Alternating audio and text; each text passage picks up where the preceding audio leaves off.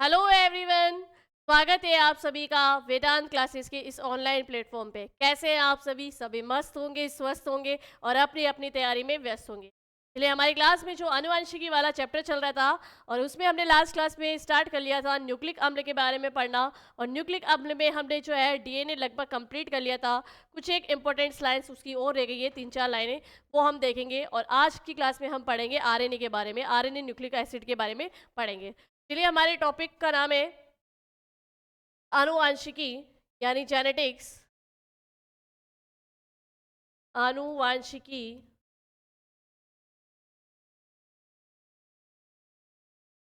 Genetics.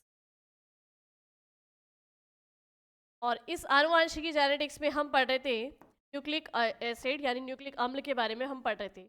तो nucleic अम्ल में जो डीएनए था उसके बारे में हम पढ़ रहे थे। और डीएनए में लास्ट हमने देखा कि अम्ल, एसिड,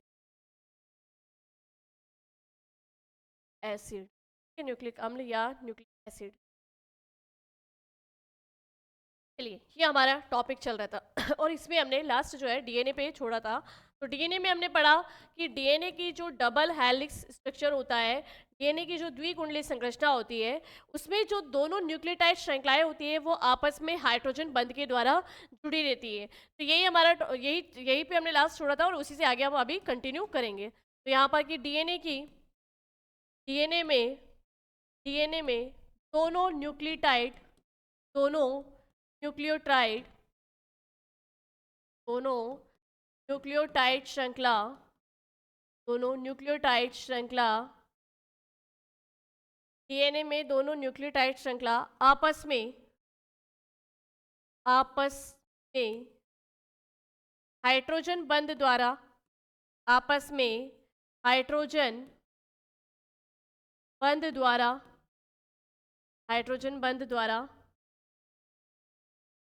जुड़ी होती है। हाइड्रोजन बंध द्वारा जुड़ी रहती। अच्छा, अब क्वेश्चन बनता है कि क्या इस बंध को तोड़कर हम इन श्रृंखलाओं को अलग कर सकते हैं? तो दोनों न्यूक्लियोटाइड चेन जो है इनको अलग किया जा सकता है। तो ऐसा कौन सा टेम्परेचर है, मतलब किस टेम्परेचर में हम इन दोनों श्रृंखलाओं की जो बीच में हाइड्रोजन बंध होते हैं इनको हम तोड़ सकते हैं? तो लगभग 90 डिग्री सेल्सियस या इससे अधिक तापमान पर हम जो है अधिक तापमान पर जब हम इन डीएनए को गर्म करेंगे तो इनके बीच की हाइड्रोजन बंध टूटने लगते हैं, जिससे दोनों न्यूक्लियोटाइड श्रृंखलाएं क्या होती है, वो अलग अलग हो जाती है। और इसको हम क्या कहते हैं, इस घटना को हम कहते हैं डीएनए का विकृतीकरण। ठीक है, तो यहाँ लिख सकते हैं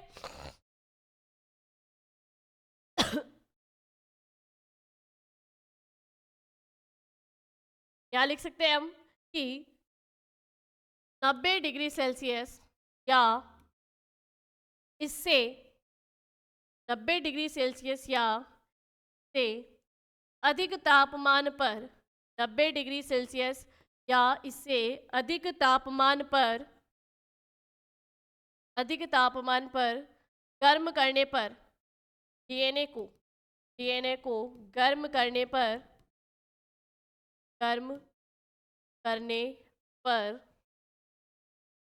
डीएनए को गर्म करने पर 90 डिग्री सेल्सियस या इससे अधिक तापमान पर डीएनए को गर्म करने पर दोनों न्यूक्लियोटाइड श्रृंखलाओं को दोनों न्यूक्लियोटाइड श्रृंखलाओं के दोनों न्यूक्लियोटाइड दोनों न्यूक्लियोटाइड श्रृंखलाओं के मध्य हाइड्रोजन बंध को तोड़ा जा सकता है तोड़ा जा सकता है तोड़ा जा सकता है इससे से ये दोनों श्रृंखलाएं से ये दोनों श्रृंखलाएं अलग अलग हो जाती है, जिससे ये दोनों श्रृंखलाएं अलग अलग हो जाती है। इसे इसे डीएनए विकृतीकरण कहा जाता है। जब श्रृंखलाओं को या इनके बीच के हाइड्रोजन बंध को तोड़कर इन दोनों श्रृंखलाओं को जब अलग किया जाता है तो ये कहलाता है डीएनए विकृतीकरण।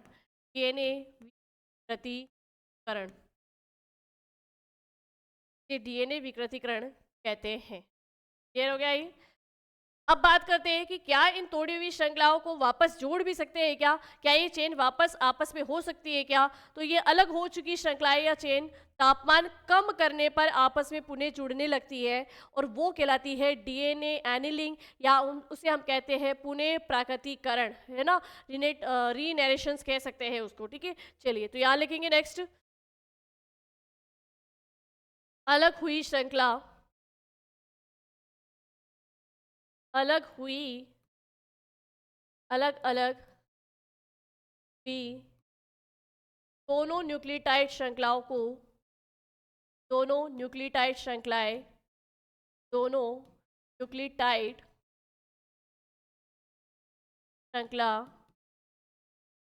दोनों न्यूक्लियोटाइड श्रृंखला कम तापमान करने पर, कम तापमान करने पर, कम तापमान करने पर उन्हें उन्हें जुड़ने लगती है, उन्हें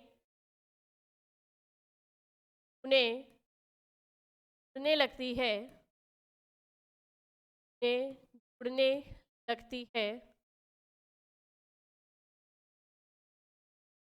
उन्हें लगती है, उन्हें जुड़ने लगती है से से डीएनए प्रागतिकरण से डीएनए एनिलिंग, डीएनए एनिलिंग या पुनः प्राकृतिकरण, पुनः प्राकृतिकरण कहा जाता है। डीएनए एनिलिंग या पुनः प्राकृतिकरण कहा जाता है। इस तरीके से ये चेन अलग भी की जा सकती है, मतलब ये हाइड्रोजन बंध तोड़कर इन चेनों को अलग अलग कर सकते हैं, सेपरेट कर सकते हैं और पुनः वापस इनको जोड़ सकते हैं। अब देखो कुछ एक क्वेश्चंस क्या है डीएनए को लेके कि डीएनए की जो ये डबल हेलिक्स स्ट्रक्चर है, मतलब ये जो द्विकुंडली संरचना है, इसमें एक तो कि ये दोनों न्यूक्लियोटाइड श्रृंखलाओं के बीच की जो दूरी है इसकी इसका माप आपसे पूछ सकता है। पहले तो इन दोनों न्यूक्लियोटाइड श्रृंखलाओं के बीच की ये जो दूरी है ये क्या कहलाती है? इसको हम कुंडल की मोटाई या व्यास कह सकते हैं ना, डायामीटर कह सकते हैं। तो ये कुंडल की मोटाई या व्यास, कुंडल की, एक कुंडल की मोटाई या व्यास, ये पूछा जा सकता है कि ये कितना होता है। एक कुंडल की मोटाई या व्यास होती है 20 एंगस्ट्रॉम। क्या होती है? 20 एंगस्ट्रॉम, ठीक है। कुंडल यानी हेलिक्स, कुंडल यानी हेलिक्स, ठीक है, ये होती है 20 एंगस्ट्रॉम। कितनी होती है भाई? 20 एंगस्ट्रॉम। अब आपको याद रखना है कि ये 20 एंगस्ट्रॉम क्या है। तो एंगस्ट्रॉम एक मात्रक है भाई, लंबाई का मात्रक है। एक एंगस्ट्रॉम बराबर होता है 10⁻⁻10 मीटर, ठीक है। यहाँ लिख सकते हैं एक एंगस्ट्रॉम बराबर 10⁻⁻10 मीटर, ठीक है। चलिए अब आगे बात करें, ये पहला क्वेश्चन, मतलब एक क्वेश्चन ये जो आपका रेडी हुआ। अब दूसरी बात करें कि ये जो न्यूक्लियोटाइड्स होते हैं, मतलब जो सॉरी जो नाइट्रोजनी क्षारक पदार्थ होते हैं आपस में डबल बॉन्ड ट्रिपल बॉन्ड से बंद रहते हैं ना, ये डबल बॉन्ड ट्रिपल बॉन्ड। तो लगभग ये जो नाइट्रोजनी क्षारक पदार्थ है ये कितने जोड़ी में होते हैं ना, मतलब एक कुंडल के अंदर, एक कुंडल के अंदर ये नाइट्रोजनी क्षारक पदार्थ जो आपस में जुड़े रहते हैं ये कितने जोड़ी में होते हैं। और फिर आपसे पूछा जा सकता है कि इनमें से दो नाइट्रोजनी क्षारक जो है उनके बीच की दूरी कितनी है, एक जोड़ी के बीच की दूरी कितनी है। उससे भी पहले एक क्वेश्चन और कि ये तो थी कि दो श्रृंखलाओं के बीच की दूरी, जो इसकी मोटाई, इसका व्यास कहला रही थी। लेकिन आपसे पूछे कि हेलिक्स की लंबाई कितनी है, आपसे क्या पूछ लिया जाए, क्वेश्चन पूछ लिया जाए कि हेलिक्स की लंबाई बताइए। हेलिक्स की लंबाई बोले तो कि ये हेलिक्स यहाँ से यहाँ तक, ये जो है इसकी ये वाला हिस्सा जो है ये इसकी लंबाई कितनी है।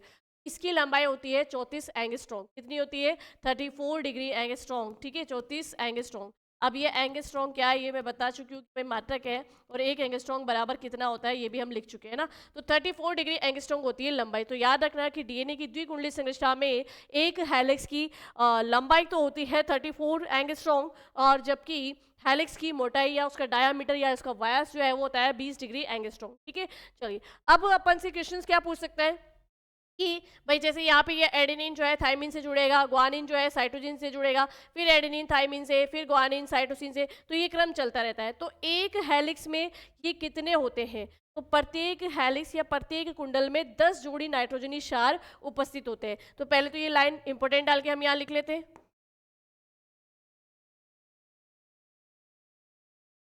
कि प्रत्येक कुंडल या हेलिक्स में, प्रत्येक कुंडल या हेलिक्स में 10 जोड़ी, कितने भाई, 10 जोड़ी नाइट्रोजन क्षार उपस्थित होते हैं। ठीक है। अब ये जो 10 जोड़ी नाइट्रोजनी क्षार उपस्थित है, तो आपसे पूछा जा सकता है कि ये एक जोड़ी, मतलब एक से दूसरी जोड़ी के बीच की जो ये दूरी है, ये दूरी कितनी है? तो ये दूरी पूछी जा सकती है। वैसे इतना डेप्थ में नहीं है, पर ये इजी है, ऊपर का ही है। तो ये दूरी भाई कितनी होगी? जब इस एक हेलिक्स की लंबाई 34 एंगस्ट्रॉम है, तो आप कर लो कि 10 जोड़ी, यानी 34 को 10 से डिवाइड करोगे तो मतलब इन दो जोड़ी के बीच की जो ये लंबाई है वो कितनी आ जाएगी? 3.4 एंगस्ट्रॉम। कितनी आ जाएगी? 3.4 एंगस्ट्रॉम। ठीक है, क्लियर है यहाँ पे? तो चलिए, ये डीएनए का पूरा मैटर कंप्लीट हो चुका है। डीएनए क्या था, डीएनए में कौन कौन से पदार्थ पाए जाते हैं, और की रासायनिक संरचना, केमिकल स्ट्रक्चर अपन ने देखी, साथ ही साथ में फिजिकल स्ट्रक्चर हमने देखी, और डीएनए के कार्य क्या है वो सब कुछ हमने पढ़ लिए। और डीएनए का मेन कार्य क्या है? वंशागति, लक्षणों की वंशागति करना। चलिए अब आगे बढ़ते हैं हम, और नेक्स्ट न्यूक्लिक अम्ल की हम बात करें तो नेक्स्ट न्यूक्लिक अम्ल है आरएनए। आरएनए राइबोस न्यूक्लिक अम्ल। ठीक है, आरएनए राइबो न्यूक्लिक अम्ल, राइबो न्यूक्लिक अम्ल। राइबो न्यूक्लिक अम्ल की बात करें तो सबसे पहली बात तो कि भाई इसमें ऑक्सीजन अणु पाए जाते हैं ना। राइबो न्यूक्लिक अम्ल की जो शर्करा है उसमें ऑक्सीजन अणु पाए जाते हैं, इसलिए इसको राइबो न्यूक्लिक अम्ल कहते हैं। राइबो न्यूक्लिक एसिड या राइबो न्यूक्लिक अम्ल कह सकते हैं। चलो अब बात करते हैं कि ये जो राइबोज है इसकी भी संरचना क्या डीएनए जैसी होती है? तो बिल्कुल नहीं होती है भाई। डीएनए तो कैसा था? डीएनए की अगर हम बात करें तो डीएनए बिल्कुल द्विकुंडली संरचना था, है ना। उसमें न्यूक्लियोटाइड की जो दो चेन थी वो आपस में हेलिक्स बनाते हुए यानी द्विकुंडल रूप में थी। लेकिन हम आरएनए की बात करें तो आरएनए जो है सिंगल स्ट्रैंड होता है, यानी ये शाखित होता है, रेखीय होता है ना। राइबोस न्यूक्लिक अम्ल की हम बात करें तो सबसे पहली चीज कि आरएनए रेखीय रेखीय रेखीय शाखित श्रृंखला होती है, रेखीय शाखित श्रृंखला होती है। कैसे समझना कि इसकी जो चेन है, इसकी न्यूक्लियोटाइड की जो श्रृंखला है वो इस तरीके से स्ट्रेट होती है ना, इसमें कोई कुंडल नहीं पाया जाता है। हाँ, आरएनए कब कुंडलित हो सकता है वो हम समझ सकते हैं कि जब इसी की ये चेन इस तरीके से आगे बढ़ती हुई ऐसे कुंडल बना ले तो ये कुंडलित हो सकता है। लेकिन ये द्विकुंडलित तो नहीं है ना, यहाँ पर श्रृंखला की एक ही है। ठीक है, तो रेखित है, शाखीय है, ये समझना है आप लोगों को। ठीक है, चलो अब बात करते हैं कि आरएनए कहाँ कहाँ पाया जाता है। तो देखो, आरएनए की बात करें तो ध्यान से समझना कि आरएनए जो है वैसे बेसिकली 3 प्रकार के आरएनए होते हैं। जैसे एक आरएनए होता है, एक एमआरएनए होता है और एक टीआरएनए होता है। अब आरएनए, एमआरएनए, टीआरएनए क्या है उनको अपन पहले बाद में समझेंगे। पहले तो हम देखें कि आरएनए कहाँ होता है। आरएनए सबसे पहले होता है केंद्रक में। कहाँ होता है भाई? आरएनए कहाँ पाया जाता है? केंद्रक में। तो न्यूक्लिक अम्ल है तो केंद्रक में ही पाए जाएंगे। केंद्रक न्यूक्लियस होता है, इसी कारण से तो इनको न्यूक्लिक एसिड कहा गया है। तो आरएनए केंद्रक में उपस्थित होता है, आरएनए केंद्रक में पाया जाता है। ठीक है, इसके अलावा हमने बात करी थी कि अगर मैं बात करूं प्लांट सेल की मैं बात करूं तो प्लांट सेल में केंद्रक में तो आरएनए होता ही है। ठीक है, क्या इसके अलावा भी केंद्रक होता है? तो बिल्कुल, कोशिका द्रव्य में केंद्रक पाया जाता है ना, और जंतु कोशिका में भी कोशिका द्रव्य में केंद्रक पाया जाता है। तो प्लांट सेल और जंतु कोशिका यानी एनिमल सेल, इन दोनों में केंद्रक के अलावा आरएनए कोशिका द्रव्य में होता है। इसके अलावा हमने बात करी कि प्लांट सेल में जो माइटोकॉन्ड्रिया और लवक होते हैं, प्लांट सेल में जो ये माइटोकॉन्ड्रिया और ये लवक होते हैं यानी प्लास्टिड होते हैं, इनके अंदर भी अपने अपने डीएनए और आरएनए होते हैं। तो स्वयं के डीएनए आरएनए होते हैं इनके अंदर। इस कारण से ही इनको स्वायत्तशासी अंग कहा जाता है, अर्ध स्वायत्तशासी अंग कहा जाता है, ऑटोनोमस ऑर्गन कहा जाता है, क्योंकि ये स्वयं अपनी वंशागति कर सकते हैं और अपनी संख्या में वृद्धि कर सकते हैं। स्वयं के डीएनए आरएनए प्लस राइबोसोम भी इनके पास पाए जाते हैं, स्वयं की वंशागति कर सकते हैं। तो यह कहाँ कहाँ पे हो गया भाई, केंद्रक तो मेन है ही है। केंद्रक के अलावा आरएनए कोशिका द्रव्य में भी पाया जाता है और माइटोकॉन्ड्रिया और लवक में पाया जाता है। जंतु कोशिका में बात करें तो माइटोकॉन्ड्रिया में और कोशिका द्रव्य में और केंद्रक में 3 जगह पाया जाता है। तो यहाँ लिख सकते हैं कि मेनली आरएनए केंद्रक में पाया जाता है। इसके अलावा केंद्रक के अलावा केंद्रक के अलावा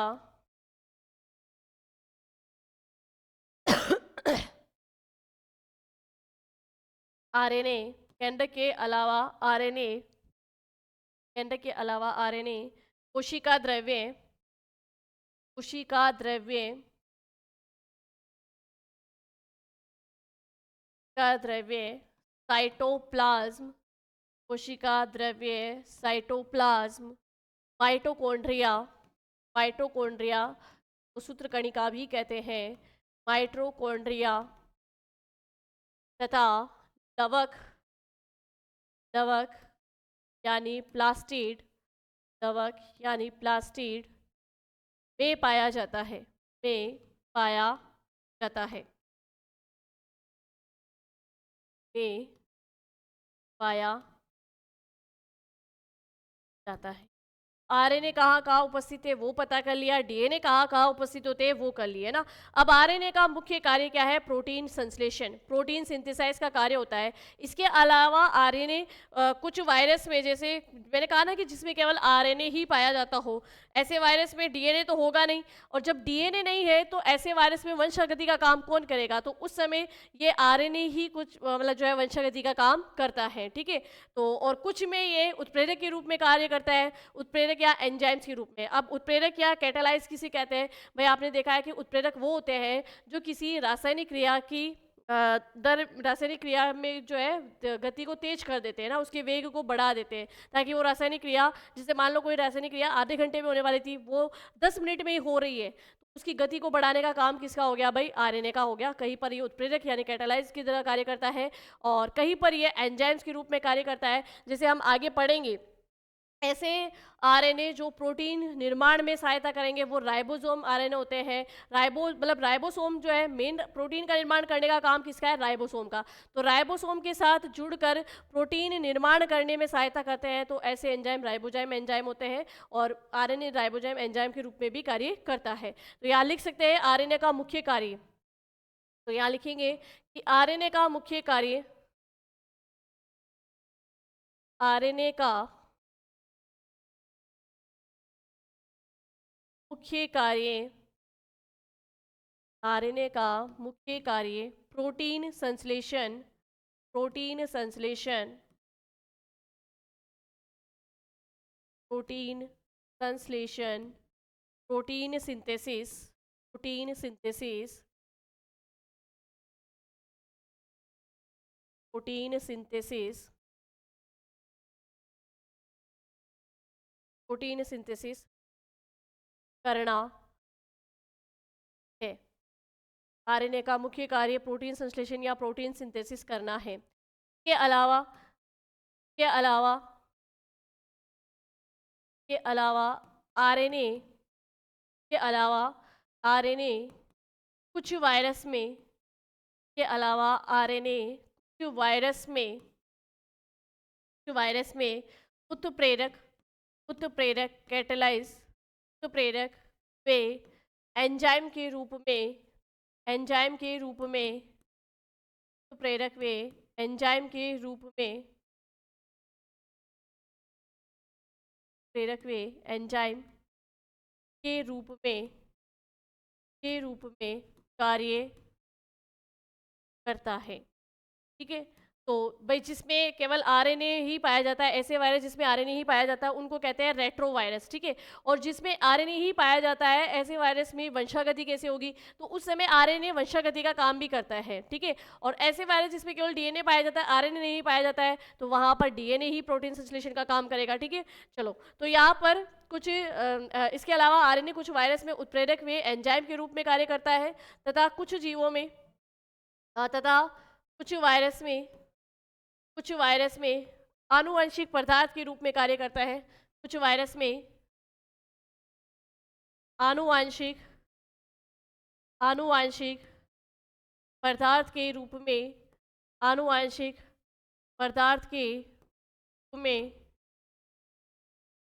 कार्य करता है, आनुवांशिक पदार्थ के रूप में कार्य करता है। क्लियर हो गई ये बात? चलिए अब आगे बात करते हैं कि ये तो हो गया कि भाई आरएनए जो कैसे कार्य करता है।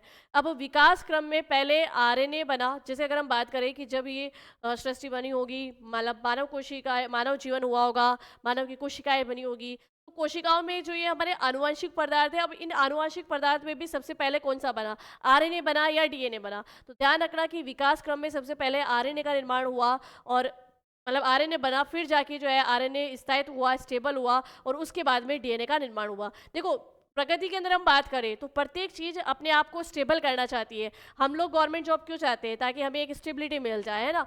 तो वही चीज है कि जब भी कोई पदार्थ जिसका विकास शुरू हुआ हो, जो जीवन में आया हो, वो हमेशा ये प्रयास करेगा खुद को स्टेबल करने का। तो पहले आरएनए बना, फिर इसने अपने आप को स्टेबल किया, एंड देन आरएनए से ही फिर डीएनए का निर्माण हुआ। अब आरएनए से डीएनए का निर्माण होना क्या कहलाता है, फिर डीएनए से प्रोटीन का संश्लेषण होना क्या कहलाता है, ये सब कुछ अपन जो है इसी के अंदर पढ़ेंगे। फिर आरएनए का कृत्रिम रूप से संश्लेषण, भाई आरएनए का विकास क्रम तो ऐसे देख लिया हमने, लेकिन आरएनए का कृत्रिम रूप से भी संश्लेषण किया जाता है, और कृत्रिम रूप से संश्लेषण किया था एस ओकोआ एवं कॉर्नबर्ग ने किया था। दो वैज्ञानिक ने इसका कृत्रिम संश्लेषण भी किया था। तो यहाँ पे लिख सकते हैं कि विकास क्रम में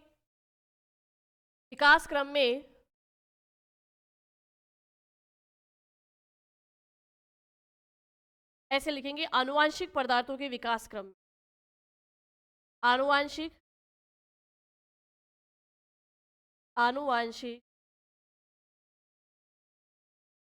पदार्थ भी नहीं लिखेंगे, हाँ ठीक, आनुवांशिक पदार्थ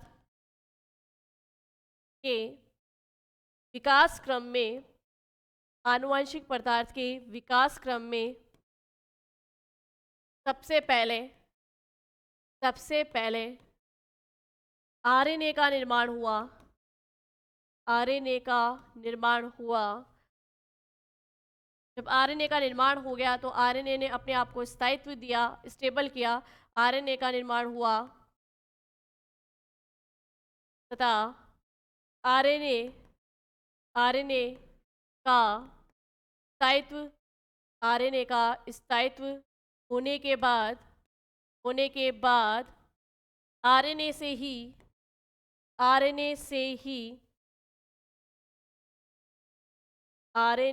ही डीएनए का निर्माण हुआ, आरएनए से ही डीएनए का निर्माण हुआ। ठीक है, चलिए तो प्राकृतिक तौर पे डीएनए जो है आरएनए से ही बना है। ठीक है, चलो अब बात करते हैं कि आरएनए का कृत्रिम संश्लेषण, आरएनए का कृत्रिम संश्लेषण, आरएनए का कृत्रिम रूप से संश्लेषण दो वैज्ञानिकों ने किया, और उन वैज्ञानिक के नाम है एस ओकोआ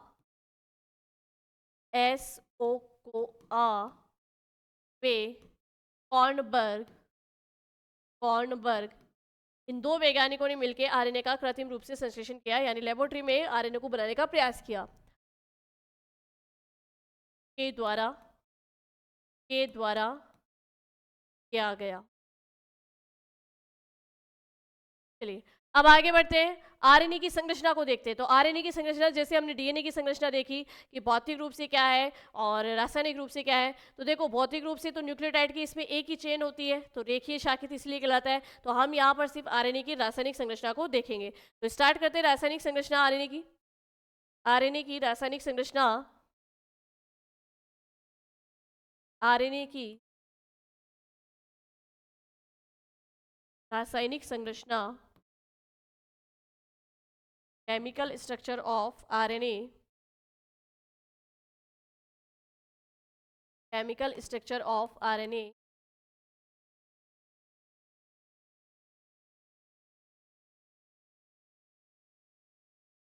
ऑफ आरएनए। चलिए अब सेम चीज कि जैसे ही भाई ये इसमें भी न्यूक्लियोटाइड की श्रृंखला है, ये न्यूक्लियोटाइड की एक चेन है। अब न्यूक्लियोटाइड की चेन है तो न्यूक्लियोटाइड में क्या क्या होगा भाई, शर्करा होगा, नाइट्रोजनी क्षार पदार्थ होंगे और फास्फेट समूह होंगे। तो फिर ये डीएनए से भिन्न कैसे है, ऐसा क्या है जहां पर ये डीएनए से अलग होगा? तो सबसे पहले रासायनिक में बात करें तो इसकी रासायनिक संरचना में क्या क्या हो सकता है। एक तो इसमें हो सकती है शर्करा, शर्करा या शुगर, ठीक है, और शर्करा या शुगर है उसमें ऑक्सीजन के अणु है, तभी तो इसमें राइबोज, इसको राइबोज बोलते हैं ना, राइबोन्यूक्लिक अम्ल बोलते हैं।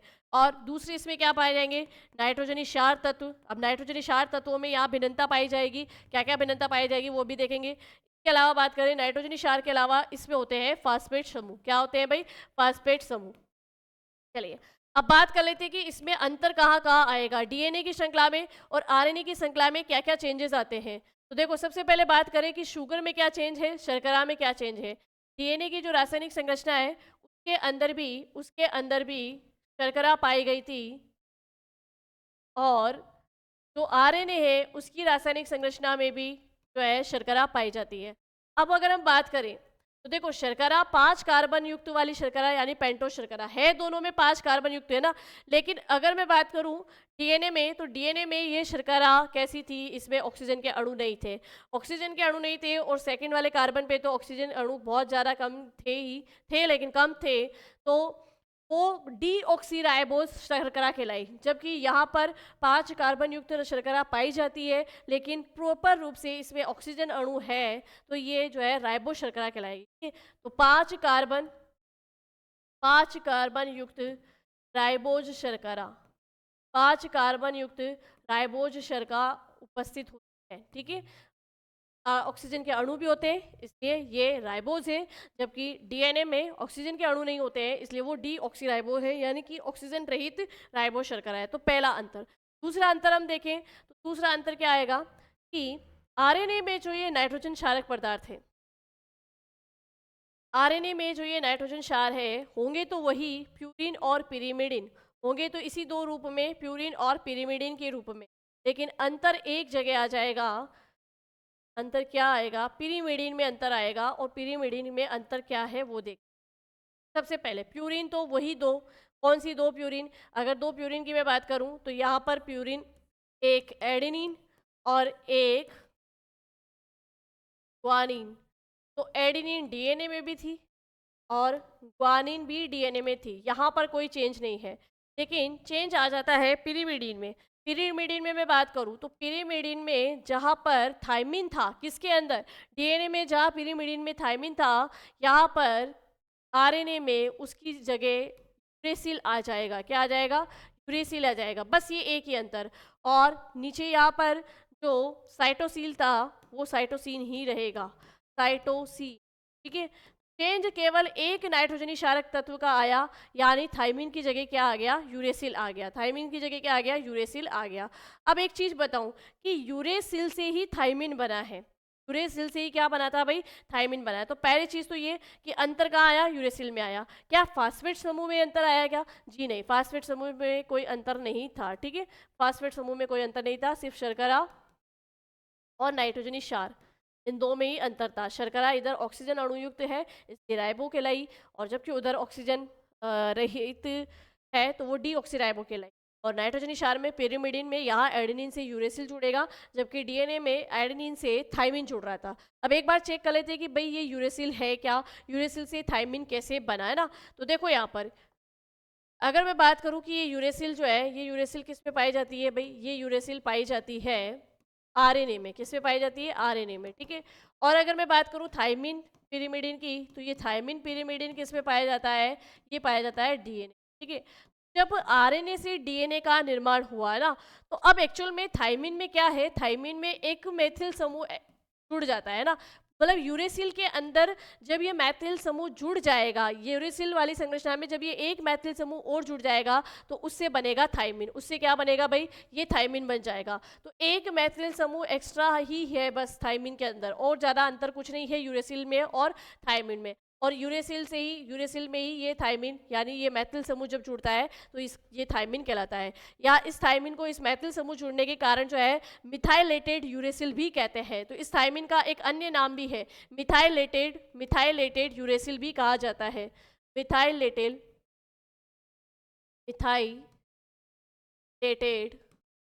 Uracil, methylated uracil. ठीक है, तो बस एक थाइमिन समूह का अंतर है, बाकी यूरेसिल और थाइमिन में भी कुछ ज़्यादा अंतर नहीं है। थाइमिन का अन्य नाम मिथाइलेटेड यूरेसिल, इस मिथाइल समूह के जुड़ने के कारण। और यूरेसिल के अंदर ही जब ये मैथिल समूह जुड़ेगा तो उसका नाम ये हो जाएगा। ठीक है, आप लिख सकते हैं कि आरएनए व डीएनए, एक नोट डाल के हम लिख सकते हैं कि आरएनए व डीएनए न्यूक्लियोटाइड के बहुलक होते हैं। ठीक है, आरएनए रेखित शाखित होते हैं, द्विकुंडल नहीं पाया जाता है। तो यहाँ नोट डाल के ये चीज लिख सकते हैं कि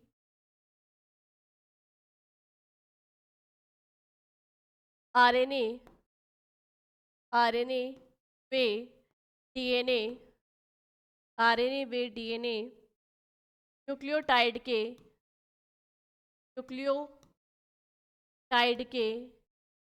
आरएनए व डीएनए न्यूक्लियोटाइड के बहुलक होते हैं।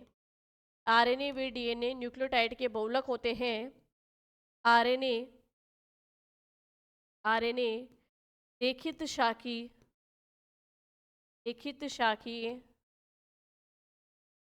होता है, अर्थात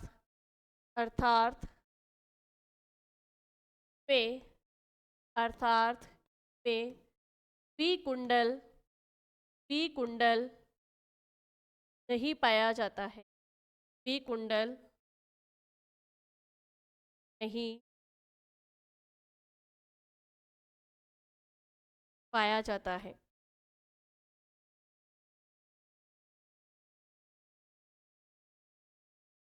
अब आगे बात करते हैं कि जो आरएनए है उसके कितने प्रकार है। आरएनए कितने टाइप्स का हो सकता है ना, जैसे आरएनए 3 प्रकार का होता है, एमआरएनए, टीआरएनए और आरआरएनए। अब ये एमआरएनए, टीआरएनए, आरआरएनए की कहानी क्या है वो अपन यहाँ पे अच्छे से समझेंगे। तो आरएनए के प्रकार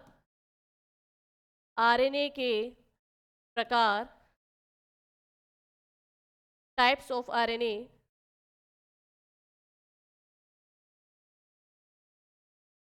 टाइप्स ऑफ आरएनए। ठीक है, चलिए ये आरएनए होते हैं 3 प्रकार के। 3 प्रकार के आरएनए कौन कौन से भाई? सबसे पहले हम बात करते हैं, एक होता है एमआरएनए जिसको कहते हैं मैसेंजर आरएनए, एक होता है टीआरएनए जिसे कहते हैं ट्रांसफर आरएनए, और एक होता है आरआरएनए जिसे कहते हैं राइबोसोमल आरएनए। तो 3 प्रकार यहाँ पर एमआरएनए,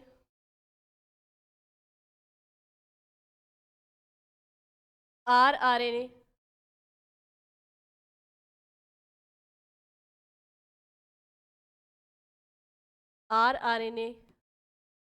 और टीआरएनए। अब ये एमआरएनए क्या है, इसका नाम एमआरएनए ही क्यों रहा, इसे मैसेंजर आरएनए ही क्यों कहते हैं, ध्यान से समझ।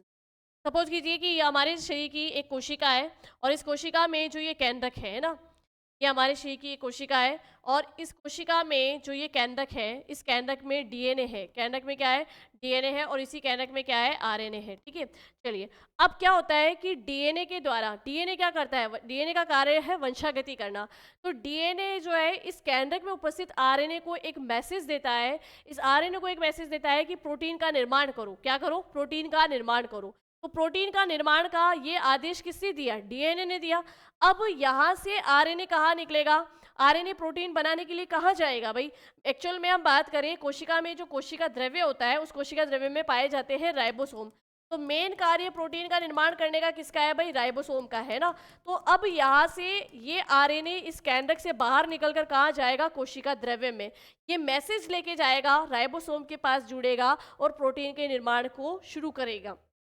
तो केंद्रक से मैसेज को बाहर लेके आता है, मतलब कोशिका द्रव्य में, वो आरएनए तो क्या कहलाएगा? एमआरएनए।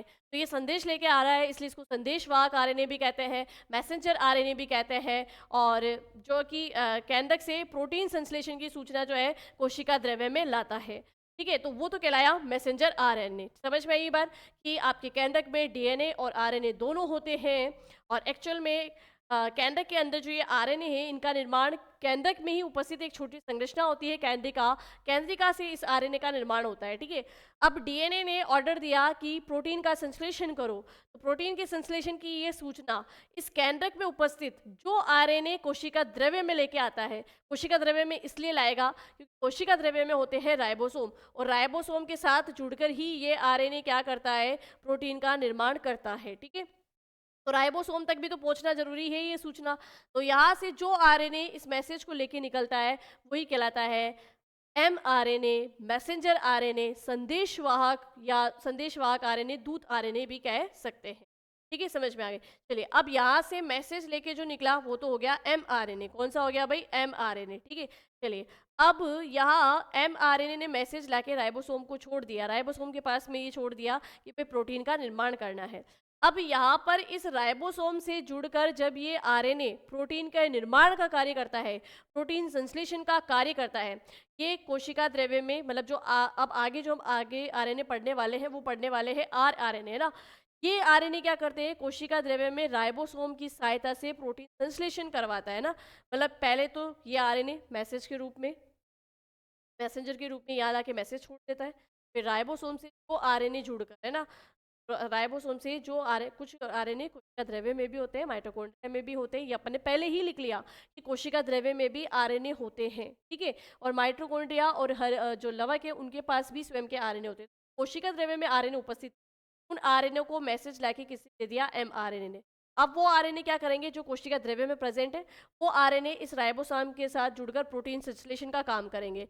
तो प्रोटीन संश्लेषण का काम करते हैं राइबोसोम के साथ जुड़कर, इसके इनको कहते हैं rRNA। इनको क्या कहते हैं? rRNA, यानी कि इनको कहते हैं राइबोसोमल आरएनए। क्या कहलाएंगे? Ribosomal RNA. एक बार मैं इनके नाम यहाँ लिख देती हूँ। ये तो कहलाएगा मैसेंजर आरएनए, को हम मैसेंजर आरएनए कह सकते हैं। इसे ही हम संदेशवाहक आरएनए, इसका भी कार्य अपन लिख लेंगे अभी, इसी को हम कह सकते हैं आरएनए। और ये जो है ये कहलाएगा राइबोसोमल आरएनए, राइबोसोम के साथ जुड़कर प्रोटीन का संश्लेषण करता है, इसलिए कहते हैं राइबोसोमल आरएनए। हम शॉर्ट में लिखते हैं rRNA। क्या लिखते हैं? rRNA। चलिए, अब प्रोटीन का निर्माण हो गया, प्रोटीन का संश्लेषण हो गया, तो प्रोटीन को जो है कोशिका के विभिन्न अंगों तक पहुंचाना है, टारगेट प्लेस पे पहुंचाना है। प्रोटीन एक्चुअल में क्या है कि प्रोटीन जो है अमीनो अम्ल के व्युत्पन्न है ना। तो प्रोटीन संश्लेषण में प्रोटीन संश्लेषण के समय अमीनो अम्लों की पहचान करके उन्हें दूसरी जगह लेके जाने का काम है ना। प्रोटीन अमीनो अम्लों से ही बने होते हैं ना भाई, अमीनो अम्ल के बहुलक होते हैं। तो अमीनो अम्ल के व्युत्पन्न होने के कारण प्रोटीन की पहचान की जाएगी। इस rRNA द्वारा जो प्रोटीन बनाया गया, उस प्रोटीन की पहले पहचान की जाएगी और उसको उसके टारगेट प्लेस तक पहुंचाया जाएगा। तो यहाँ से जहाँ प्रोटीन का निर्माण हो गया है, वहाँ से प्रोटीन को टारगेट प्लेस तक पहुंचाने का काम कौन करता है? ये tRNA करता है, इसलिए इसको कहते हैं ट्रांसफर आरएनए। क्या कहते हैं? Transfer RNA. ट्रांसफर आरएनए, तीनों आरएनए के काम समझ में आ गए होंगे। mRNA क्या है, tRNA क्या है और rRNA क्या है। तो तीनों के कार्य अपन यहाँ पर लिख लेते हैं। एक इसकी मात्रा भी हम देखेंगे कि कौन सा कितने मात्रा में होता है। कि सबसे ज़्यादा अगर मैं बात करूँ तो आरएनए में राइबोसोमल आरएनए सबसे ज़्यादा होते हैं। चलिए कि तीनों के कार्य लिख लेते हैं अपन एक बार। सबसे पहले हम बात करते हैं mRNA। mRNA इसका कार्य क्या है? mRNA की बात करें तो सबसे पहले इसे मैसेंजर आरएनए,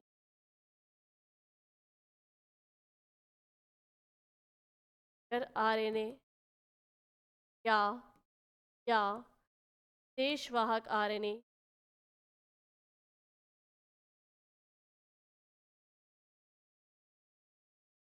वाहक आरएनए या आरएनए कहा जाता है।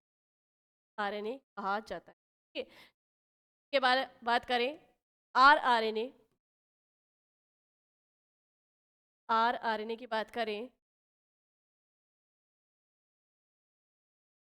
तो rRNA के लिए हम लिख सकते हैं ribosomal RNA, ribosomal RNA, ribosomal RNA हो गया, ठीक है। और tRNA की बात करें ट्रांसफर आरएनए,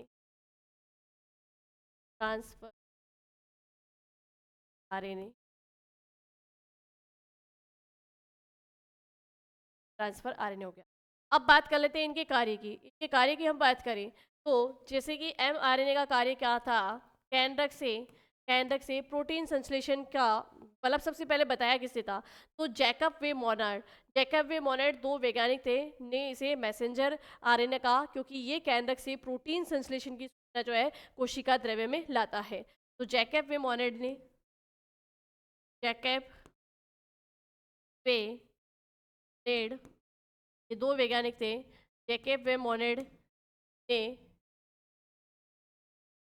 थे जैकब वे मोनेड ने थे mRNA कहा, मैसेंजर आरएनए कहा, आरएनए कहा, क्योंकि क्योंकि ये थे प्रोटीन संश्लेषण की सूचना, प्रोटीन संश्लेषण ना को केंद्रक से कोशिका द्रव्य तक केंद्रक से कोशिका द्रव्य तक पहुंचाते हैं, मैसेंजर आरएनए कहलाए। और लगभग हम बात करें तो ये 5% होते हैं। कितने परसेंट होते हैं? इनकी संख्या 5% होगी। कितनी होगी भाई? 5% होगी इनकी संख्या। फिर बात करते हैं कि जो राइबोसोमल आरएनए है वो क्या काम करेंगे भाई? राइबोसोम के साथ जुड़कर, है ना, प्रोटीन संश्लेषण का कार्य करते हैं। तो लिख सकते हैं कि ये कोशिका द्रव्य में राइबोसोम की सहायता से प्रोटीन संश्लेषण करवाता है। इसका कार्य क्या होगा? इसका कार्य होगा ये कोशिका द्रव्य में ये कोशिका द्रव्य में राइबोसोम की सहायता से ये कोशिका द्रव्य में राइबोसोम की सहायता से कोशिका द्रव्य में राइबोसोम की सहायता से प्रोटीन संश्लेषण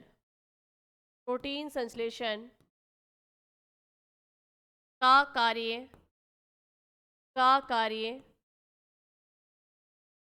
करवाता है। लगभग इसकी संख्या कितनी है? इसकी संख्या होती है 80%, यानी सर्वाधिक यही आरएनए पाया जाता है, सर्वाधिक यही आरएनए पाया जाता है। ठीक है, अब आगे बात करते हैं। आगे इसकी बात करते हैं ट्रांसफर आरएनए की, कि भाई ये क्या कार्य करता है। तो ये क्या करेगा कि जहाँ पर प्रोटीन का निर्माण हुआ उस जगह पे प्रोटीन के निर्माण के समय अमीनो अम्ल की पहचान करके उन्हें दूसरी जगह पहुँचाता है। तो प्रोटीन निर्माण के समय प्रोटीन निर्माण के समय अमीनो अम्ल की प्रोटीन निर्माण के समय अमीनो अम्ल को अमीनो निर्माण के समय अमीनो अम्ल को पहचान कर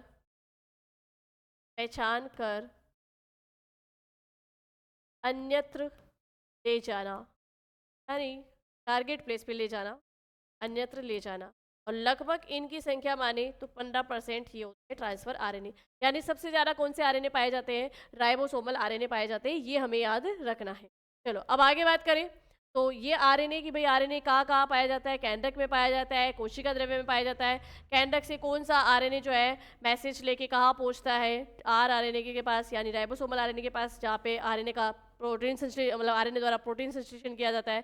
फिर ट्रांसफर आरएनए द्वारा उसको अन्यत्र जगह भेजा जाता है।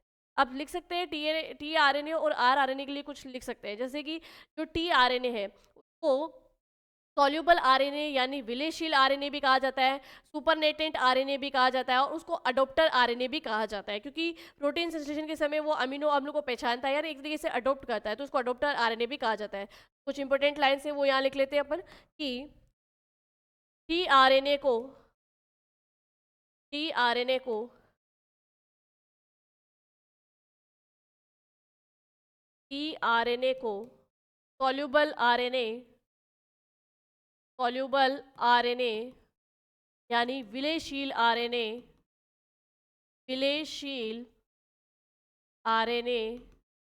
सुपरनेटेंट आरएनए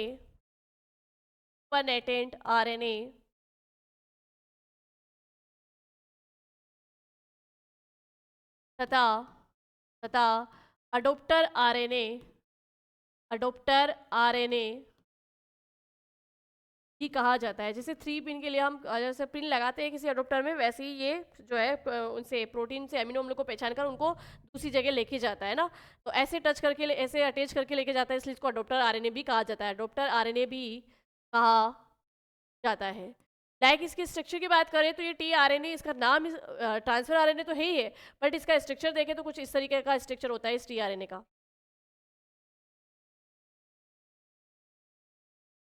चलिए अब आगे बात करते हैं कि आर आरएनए का निर्माण कहाँ से होता है ना। तो आर आरएनए का निर्माण केंद्रक में केंद्रिका के द्वारा किया जाता है ना। आर आरएनए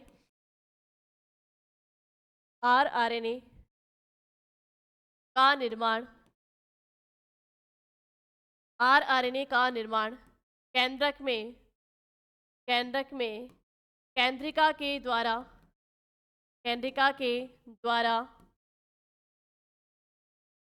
किया जाता है। केंद्रिका के द्वारा किया। ये बात होगी कि आरएनए का निर्माण कहाँ किस से होता है, तो केंद्रक के द्वारा किया जाता है आर आरएनए का निर्माण। चलिए अब बात करते हैं कि ये जो आरएनए है, टी आरएनए की संरचना है उसको लौंग के समान, जो मैंने यहाँ बताई है ना, ये क्लोव के समान संरचना है। लौंग के समान या क्लोव के समान संरचना है ना। तो लौंग या क्लोव के समान ये संरचना किससे दिया, मतलब क्लोवर लीफ मॉडल जो है टी आरएनए के लिए जो है, मतलब उसके द्वारा ही इसकी संरचना को समझाया गया है कि भाई ये लौंग के समान दिखती है। तो यहाँ नेक्स्ट लाइन लिख सकते हैं हम कि टीएनए की संरचना टी आरएनए की संरचना यहाँ लिख सकते हैं क्लोवर लीफ मॉडल के अकॉर्डिंग, क्लोवर लीफ मॉडल के अनुसार टी आरएनए की संरचना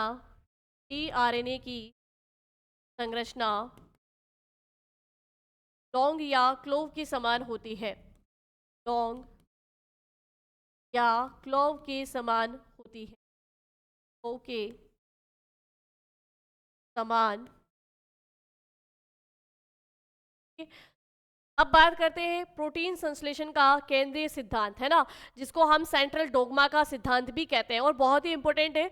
कहीं एग्जाम में सेंट्रल डोग्मा के सिद्धांत को लेकर क्वेश्चंस बने ना। तो प्रोटीन संश्लेषण का केंद्रीय सिद्धांत किसने प्रस्तुत किया था, तो क्रिक नामक वैज्ञानिक ने जो है प्रोटीन संश्लेषण का केंद्रीय सिद्धांत प्रस्तुत किया था। और केंद्रीय सिद्धांत क्या कहता है, केंद्रीय सिद्धांत कहता है कि जब केंद्रक में डीएनए था तो उस डीएनए से आरएनए का निर्माण कैसे हुआ और फिर आरएनए से प्रोटीन का निर्माण कैसे हुआ, इस प्रोसेस में मतलब जो है किस तरीके से प्रोटीन का संश्लेषण हुआ, वही जो है प्रोटीन संश्लेषण का केंद्रीय सिद्धांत यानी सेंट्रल डोग्मा का सिद्धांत कहलाता है। तो यहाँ लिख सकते हैं। नेक्स्ट हम बात करने वाले हैं प्रोटीन संश्लेषण का सिद्धांत। प्रोटीन संश्लेषण का केंद्रीय सिद्धांत।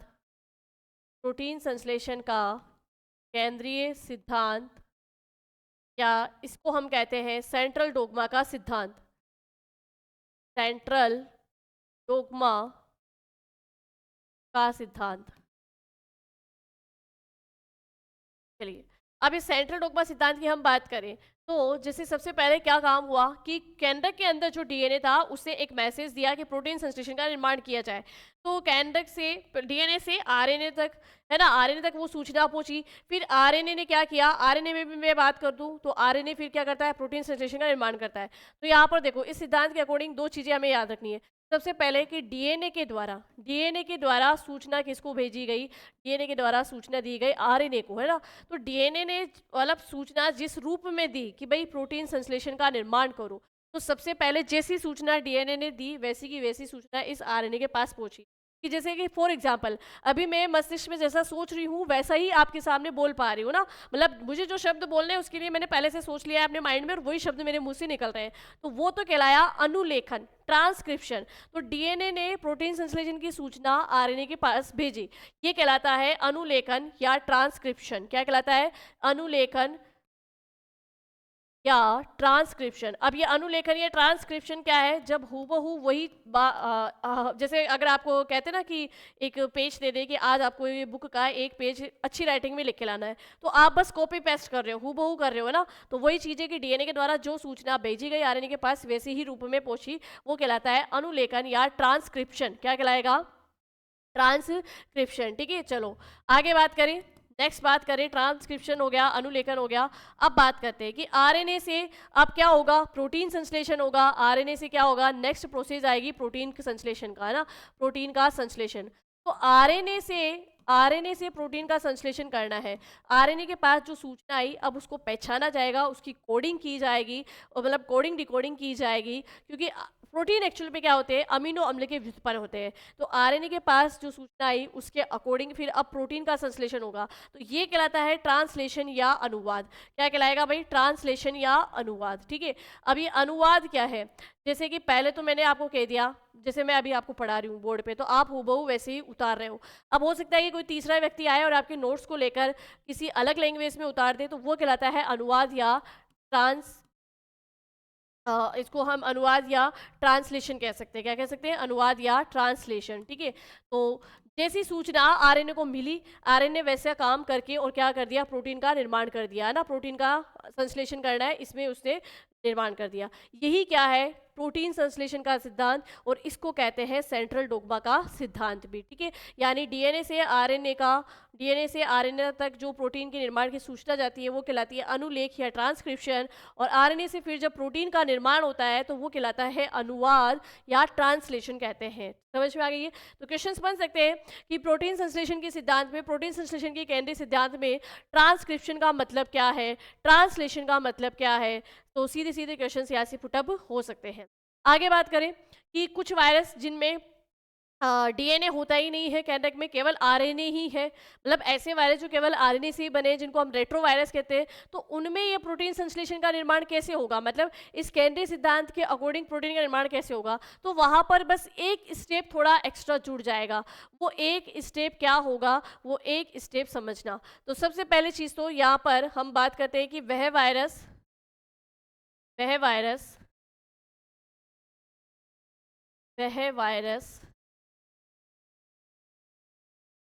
जिनमें केवल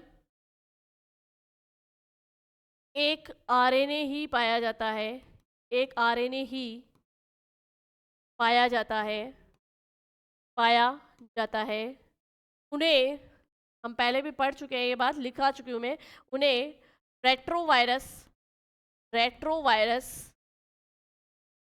कहते हैं। उनमें प्रोटीन संश्लेषण का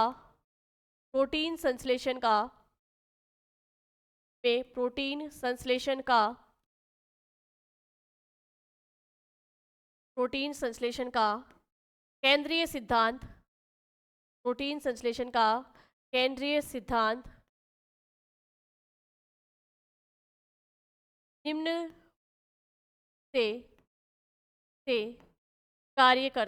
निम्न रूप से कार्य करता है। कैसे समझना, इसमें क्या होगा कि सबसे पहले जो आरएनए है, मतलब ऐसे वायरस जिनमें केवल आरएनए पाया जाता है, यानी उनके कैंडक में आरएनए होगा। ठीक है, अब ये आरएनए सबसे पहले क्या करेगा, सूचना, एक मैसेज बनाएगा कि डीएनए का निर्माण हो, है ना। तो इस आरएनए में सबसे पहले डीएनए का निर्माण किया जाएगा। हमने पहले भी पढ़ा कि विकास क्रम में भी हम देखें तो सबसे पहले आरएनए बनता है, फिर आरएनए स्टेबल हो जाता है, और स्टेबल होने के बाद जो है डीएनए का निर्माण करता है।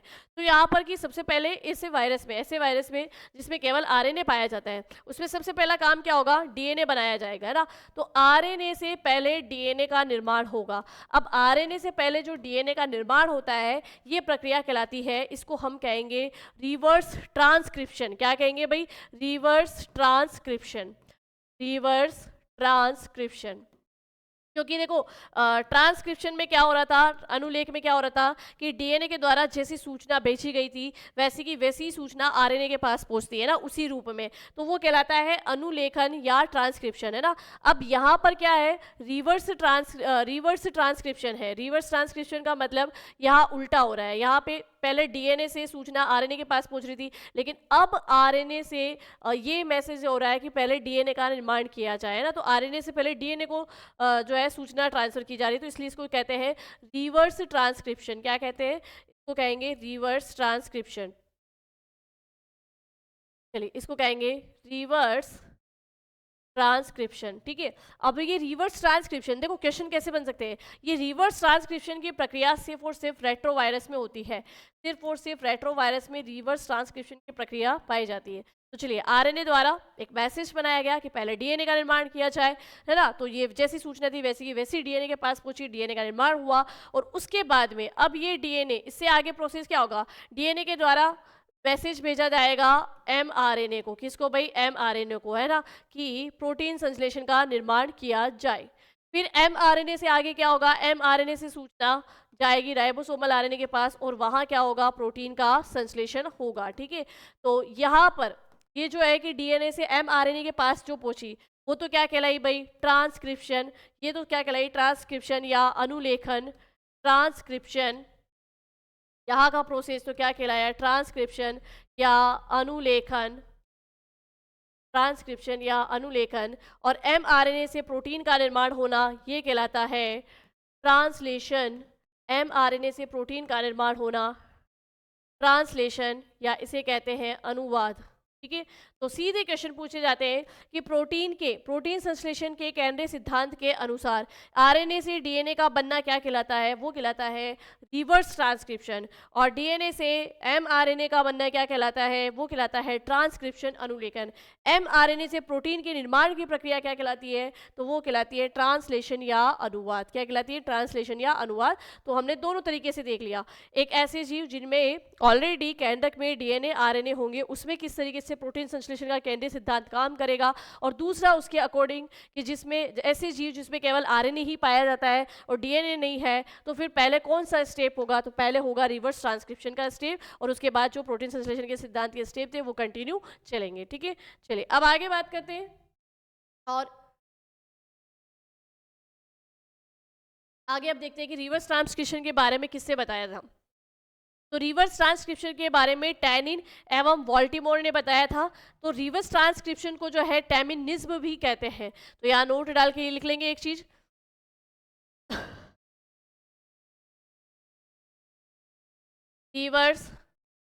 रिवर्स ट्रांसक्रिप्शन को, रिवर्स ट्रांसक्रिप्शन को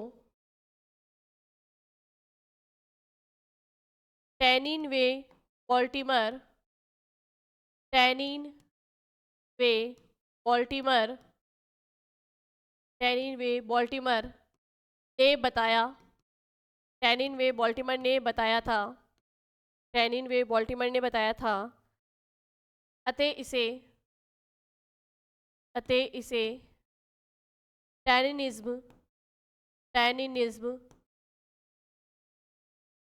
अतः इसे टैनिनिज्म ही कहते हैं, टैनिनिज्म कहते हैं। अब बात करते हैं कि ऐसा कोई, जैसे कि ना हमने बात किया कि ऐसा वायरस जिसमें आरएनए पाया जाता है ना, तो उन्हें रेट्रोवायरस कहते हैं। तो रेट्रोवायरस की कुछ एक एग्जांपल, जैसे कि पोलियो वायरस हुआ, वो रेट्रोवायरस है। हमारा जो कोरोना वायरस था वो भी रेट्रोवायरस में था। एचआईवी वायरस वो भी रेट्रोवायरस में था। आपने कोरोना के लिए देखा होगा कि उसकी जाँच में लिखा था, कोरोना के लिए एक जांच में हुई थी जिसमें पॉलीमर चेन का यूज़ किया गया था ना, आरटीपीसीआर। आरटीपीसीआर एक्चुअल में है क्या, आरटीपीसीआर है रेट्रोवायरस के अंदर पीसीआर, है ना, पॉलीमर चेन रिएक्शन। तो रेट्रोवायरस क्या है, समझ में आ गया कि जिसमें सिर्फ आरएनए है ना, तो कोरोना वायरस जिसमें केवल आरएनए था, ठीक है। चलिए तो यहाँ पे लिख सकते हैं कि ऐसे नोट डाल के यहीं पे आगे लिख लेंगे हम।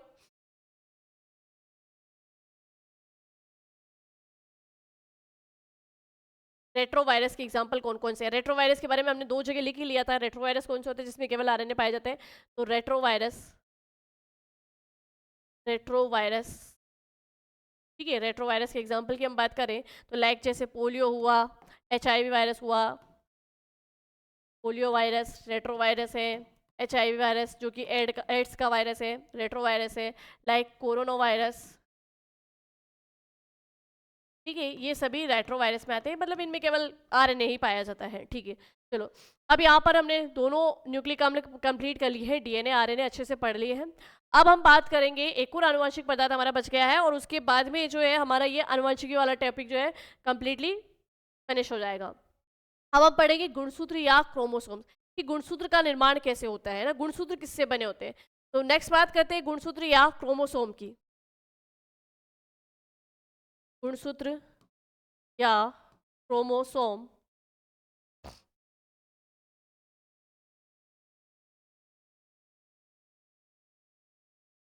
चलिए अब गुणसूत्र या क्रोमोसोम की बात करें तो एक्चुअल में देखो गुणसूत्र क्रोमोसोम है क्या, ये जो आपके DNA होते हैं है ना, ये DNA प्लस एक प्रोटीन की मैं बात करूं, DNA प्लस प्रोटीन की मैं बात करूं तो प्रोटीन कौन सी भाई, हिस्टोन प्रोटीन, कौन सी प्रोटीन, हिस्टोन प्रोटीन, ठीक है। ये DNA प्लस हिस्टोन प्रोटीन, इनसे क्या बने होते हैं, जब DNA पे हिस्टोन प्रोटीन पाई जाती है तो इनसे क्या बनता है, इनसे बनते हैं गुणसूत्र।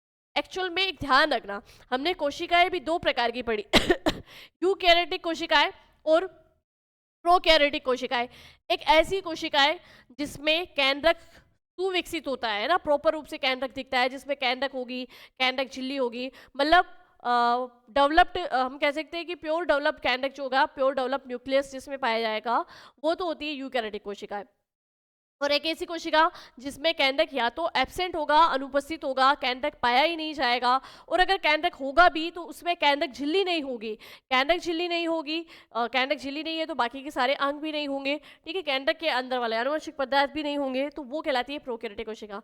हम बात कर रहे हैं यूकैरियोटिक कोशिका में।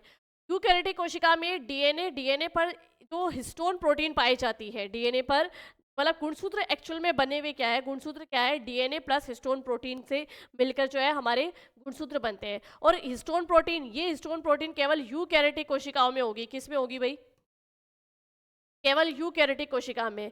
बाकी हम बात करें प्रोकैरियोटिक कोशिका की तो उसमें ये हिस्टोन प्रोटीन नहीं होगी, वहां पर सामान्य सी प्रोटीन होगी। तो ये थोड़ा सा आपको याद रखना है कि स्पेशली यूकैरियोटिक सेल्स में गुणसूत्र के साथ जब हिस्टोन प्रोटीन जुड़ती है, सॉरी डीएनए के साथ जब हिस्टोन प्रोटीन जुड़ती है तो गुणसूत्रों का निर्माण होता है। बाकी अगर सामान्य प्रोटीन जुड़ी है तो फिर प्रोकैरियोटिक कोशिका के अंदर गुणसूत्रों का निर्माण होगा। अब एक्चुअल में देखो डीएनए की प्रगति क्या थी, डीएनए की प्रगति थी अम्लीय, क्या थी भाई, अम्लीय।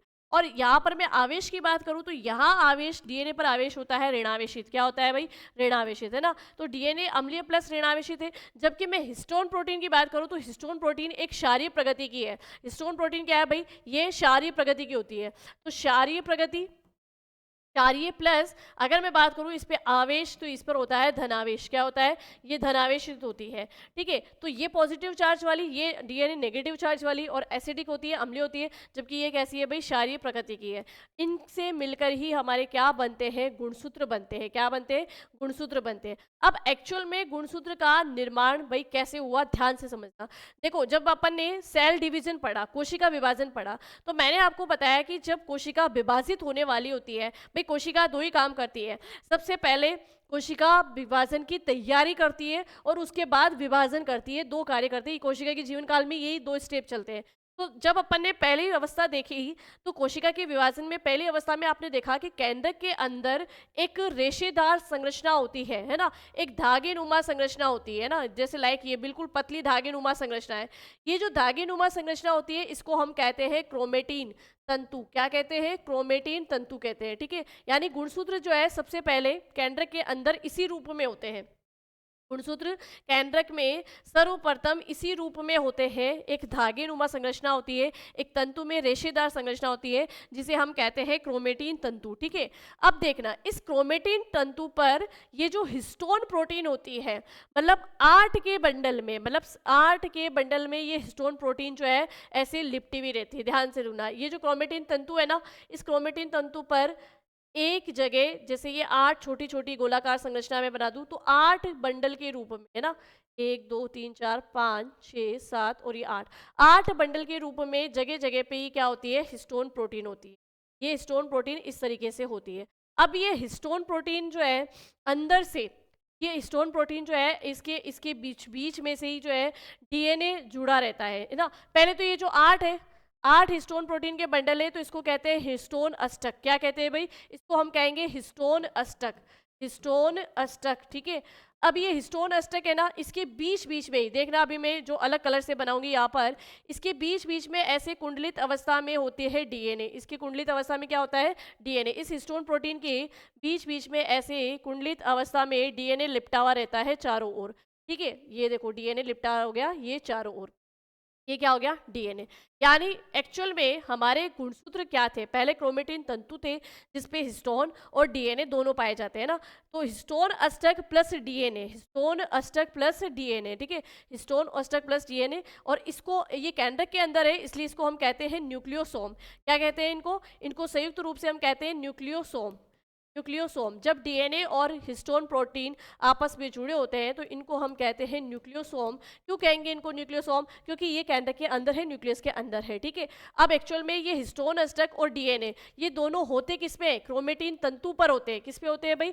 ये हिस्टोन अष्टक और डीएनए क्रोमेटिन तंतु पर होते हैं। अब एक्चुअल में क्या होता है? जब कोशिका विभाजन होता है, सेल डिवीजन जब होता है, तो सेल डिवीजन के समय इन क्रोमेटिन तंतुओं में संघनन की प्रक्रिया होती है, कंडेंसेशन की प्रक्रिया होती है। मतलब और भी ज्यादा ये पास हो जाते हैं, ऐसे मतलब सिकुड़ने लगते हैं। सिकुड़ने लगते हैं तो ये एक शेप ले लेते हैं ना, और वही शेप जो है हम प्रोफेज या मेटाफेज अवस्था में देखते हैं गुणसूत्र का निर्माण होना, ठीक है। तो जब क्रोमेटिन तंतुओं में संघनन होता है तो ये क्रोमेटिन तंतु संघनित होकर मोटे हो जाते हैं, मोटे आकार के हो जाते हैं और कुछ इस रूप में हमें दिखाई देने लगते हैं। ये क्रोमेटिन तंतु आपस में ऐसे जुड़ेंगे, संघनित होते जाएंगे, संघनित होते जाएंगे तो इनका एक शेप बनेगा और इस तरीके से मोटे रूप में ऐसे दिखाई देंगे। और यही क्या है भाई? गुणसूत्र का निर्माण। क्या है? इसी से हमारा क्या होता है? गुणसूत्रों का निर्माण होता है। तो गुणसूत्र का निर्माण कैसे हुआ समझ में आ गया। तो यहाँ पर लिख सकते हैं कि जो लाइनें हमने अभी यहाँ पे समझी है उसको हम लिख सकते हैं कि कोशिका विभाजन के समय, कोशिका विभाजन के समय, और देखो गुणसूत्र को हम ऐसे नहीं देख सकते, गुणसूत्र को केवल और केवल हम प्रोफेज और मेटाफेज अवस्था में ही देख सकते हैं। और गुणसूत्र को ऐसे भी नहीं देख सकते, उनको अभिरंजित करना पड़ता है।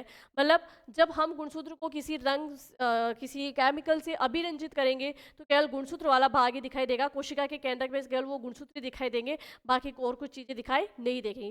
गुणसूत्र ऐसे तो देखे नहीं जा सकते, उनको हम दो ही जगह देख सकते हैं, एक तो प्रोफेज और मेटाफेज अवस्था में हमें ये गुणसूत्र दिखाई देंगे, दूसरा हम इसको अभिरंजित करके फिर देख सकते हैं।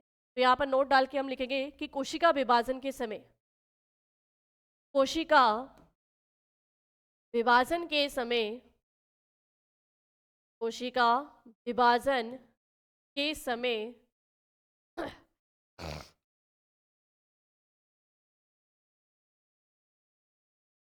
कोशिका विभाजन के समय क्रोमेटिन तंतुओं में, क्रोमेटिन, कोशिका विभाजन के समय क्रोमेटिन तंतुओं में, क्रोमेटिन तंतुओं में संघनन के कारण, कोशिका विभाजन के समय क्रोमेटिन तंतुओं में संघनन के कारण, संघनन के कारण,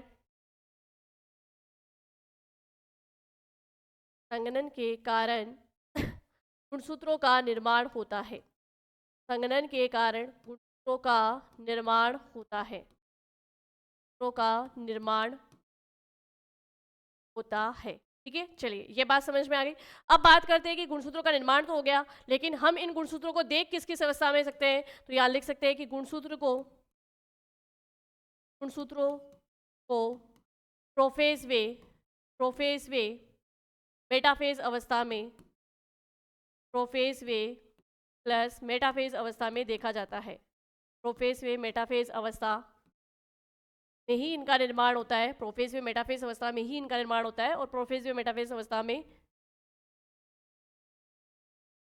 निर्माण वे दिखाई देते हैं, दिखाई देते हैं, ठीक है। चलिए अब आगे बढ़ते हैं कि जो ये हिस्टोन प्रोटीन थी है ना भाई, गुणसूत्र एक्चुअल में है क्या?